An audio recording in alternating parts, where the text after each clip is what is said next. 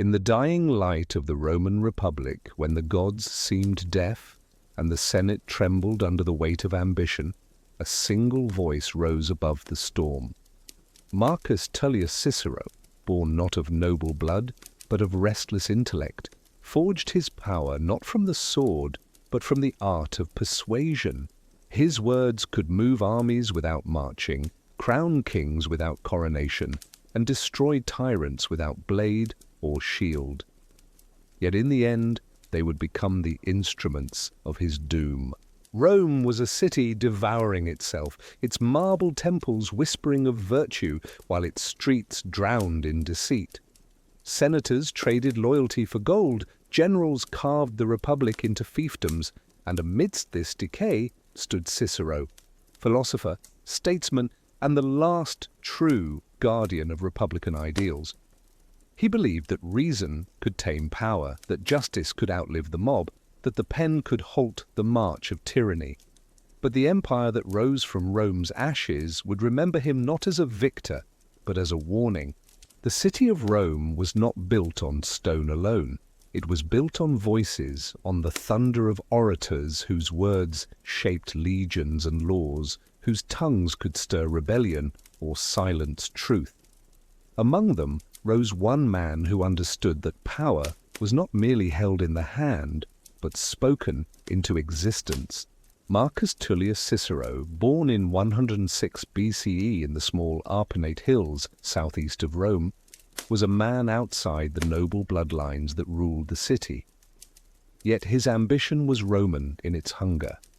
He studied under the greatest minds of Greece, learning that philosophy could guide the soul while rhetoric could rule the world. From these lessons, he forged his greatest weapon, the spoken word. He entered Rome's courts when corruption was its language and justice a forgotten script. His early speeches struck like iron on marble. When he defended Sextus Roscius, accused of parricide, he not only saved an innocent man but exposed the rot within the Republic's elite. Cicero became known not merely as an advocate but as a symbol of moral defiance, a man who dared to wield intellect against tyranny. His words echoed through the basilicas where senators met in secret, and men whispered that perhaps this provincial could one day stand among the giants. Cicero's rise was not born of fortune, but of ferocity. He learned that Rome admired eloquence almost as much as conquest. To the people, he was a hero of law. To the patricians, he was a threat disguised as a philosopher. Yet through caution and cunning, he climbed the cursus honorum, the ladder of Roman politics, step by step. Quaestor, aedile, praetor, and at last, consul, in 63 BCE. No man from outside the noble line had reached such height in a generation. His election was a triumph of merit over birth, but it was also a sentence, for Rome had little mercy for those who outshone its old blood. His year as consul became legend. The Republic was sick, its arteries clogged with conspiracies and ambition. Lucius Sergius Catilina, a man of reckless pride, plotted to overthrow the state, rallying the desperate and the indebted to his cause. Cicero, sensing the poison in Rome's veins, uncovered the plot. His speeches against Catiline, delivered in the Senate under the cold stare of statues and gods, were pure fire. "How long, Catiline, will you abuse our patience?" he cried, and those words became eternal. He broke the conspiracy, drove Catiline to flight, and preserved the Republic for a fleeting moment. For this, Rome named him Pater Patriae, father of the fatherland. Yet power won through words breeds enemies more enduring than those slain by steel. When Julius Caesar, Pompey, and Crassus formed their secret alliance, the first triumvirate, the Republic began to rot beneath the surface. Cicero saw the storm gathering and stood alone before it. He refused to join them, believing that compromise with ambition was treason to liberty. His refusal cost him dearly. In 58 BCE, under the political schemes of Clodius Pulcher, Cicero was exiled. His home was burned, his family shamed, his name erased from public honor. The orator who had defended Rome now found himself its outcast, wandering foreign lands, while the city he loved surrendered to men of might. In exile, Cicero's spirit darkened, yet he did not fall silent. He wrote, he reflected, he refined his philosophy. His letters from this period reveal a man torn between despair and duty, between the philosopher who sought virtue and the politician who still longed for power. When he was finally recalled to Rome, his welcome was thunderous. The people still adored him, though the Republic had already begun to die. The Senate was no longer the heart of governance, but a stage for ambition. Caesar's shadow stretched long across the forum. Cicero, ever the idealist, sought to preserve what could not be saved. He spoke often of the res publica, the public thing, the soul of Rome itself. To him, the Republic was not a system of government, but a moral covenant, a balance between liberty and order held together by the virtue of its citizens. Yet that virtue had faded. Rome's hunger for empire had consumed its conscience. Bread and spectacle replaced duty and honor. Cicero's speeches grew sharper, his tone more desperate. He warned that the loss of freedom begins not with swords but with silence, not in blood, but in the slow decay of moral courage. But even as his words thundered through the marble halls, they fell upon ears deafened by the promise of Caesar's greatness. When civil war erupted between Caesar and Pompey, Cicero faced an impossible choice. Both men were his friends, both were Rome's executioners. He sided with Pompey, not out of love, but because he believed that Caesar's victory would mean the end of the Republic. The war tore the world apart. When Pompey fell, Cicero surrendered, offering his loyalty to Caesar in exchange for peace. It was a peace stained with humiliation. Caesar respected Cicero's intellect, but not his ideals. To him, the orator represented a dying world. Cicero retreated to his villa, turning his mind to philosophy, seeking in Greek wisdom what he could not find in Roman politics, a reason for a world without virtue. In these quiet years, he wrote of the Republic, of laws, of duty, and of the nature of friendship. His treatises would survive long after Rome's ashes cooled, but the man himself could not escape the gravity of power. When Caesar fell to the knives of Brutus and Cassius, Cicero saw in the dictator's death a flicker of hope. He believed the Republic could be reborn. But Rome had changed. The mob no longer yearned for liberty, it hungered for stability.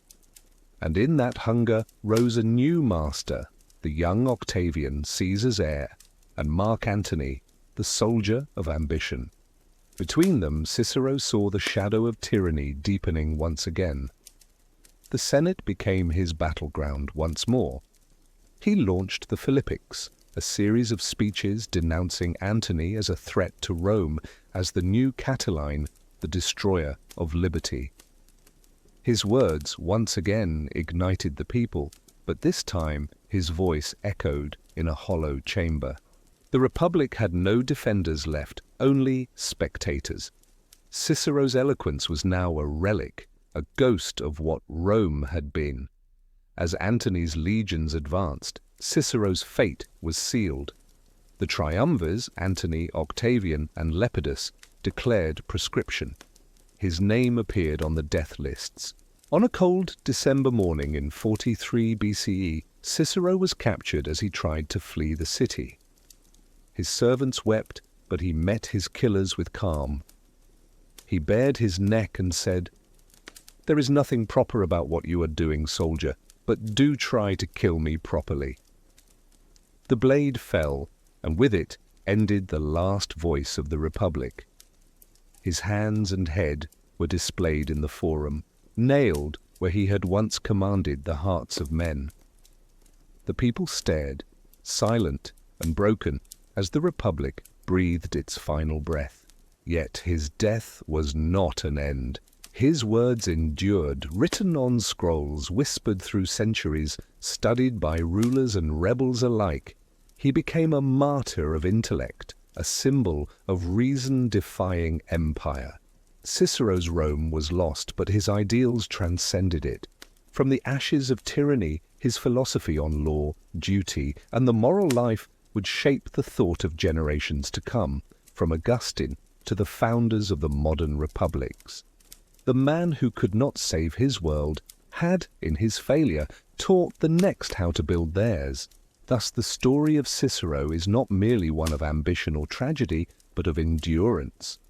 The Republic fell, but the voice that defied an empire still echoes in every defense of liberty, every plea for justice, every word spoken against power, unrestrained. In the heart of Rome, beneath the ruin of marble and time, his spirit remains, the eternal reminder that words, once spoken with truth, can never truly die. The death of Cicero was not the death of his ideals, though the marble pillars of the Republic cracked beneath the weight of its own corruption. His body was gone, but his words haunted the men who had condemned him. Octavian, who would soon become Augustus, walked through a city soaked in betrayal, carrying the burden of empire upon his shoulders. Mark Antony, drunk on power and vengeance, stared at the severed hands that had written the speeches that once humiliated him. Rome had silenced its conscience, and the silence was unbearable. The Forum, where senators once debated virtue and justice, became a graveyard of memory. In the years that followed, Rome transformed from a republic into an empire. The Senate became a hollow ritual, its members puppets of imperial will. Yet even as statues of Caesar and Augustus rose in marble splendor, the people whispered Cicero's name in the shadows. His words lived in the schools of rhetoric, his writings preserved by scholars who risked the wrath of rulers to keep them alive. Students recited his speeches not as lessons in politics, but as prayers to the lost spirit of liberty. His philosophy, drawn from the Greeks yet sharpened by Roman realism, taught that virtue was the highest law and that the state existed not for domination, but for the good of its citizens. These ideas survived the fires that consumed empires. The irony of Cicero's legacy is that his defeat gave him immortality. His death symbolized the end of the Republic, yet his writings became the foundation of all republics to come. He had warned that no state could endure without justice, that power without principle would devour itself. The emperors who followed proved his prophecy again and again. Augustus brought peace, but it was peace bought with submission. The people, weary of war, accepted servitude in exchange for bread. The Senate bowed, and in that bowing, the Republic died forever. Yet in every word Cicero wrote, a quiet rebellion smouldered. His letters to Atticus, filled with wit and despair, revealed not only the man but the world he mourned.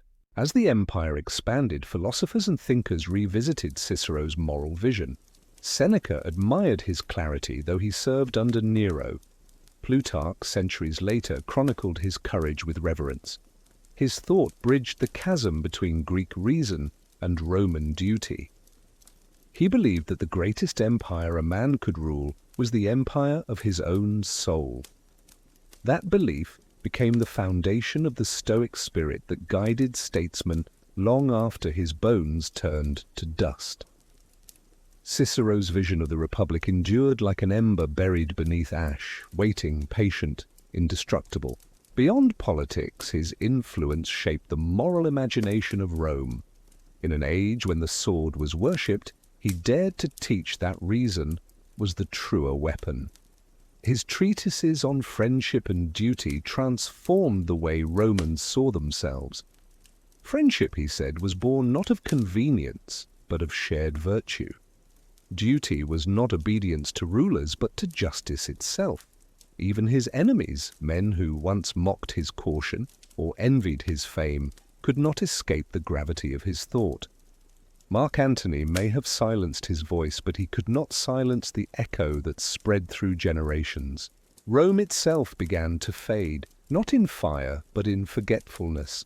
The Forum became a ruin, the temples cracked, the Senate's records turned to dust. Yet scholars in distant lands still copied Cicero's manuscripts by candlelight. In the monasteries of medieval Europe, monks preserved his words, not always knowing the man but feeling the pulse of his mind. To them, Cicero represented a lost world where reason guided faith and law served virtue.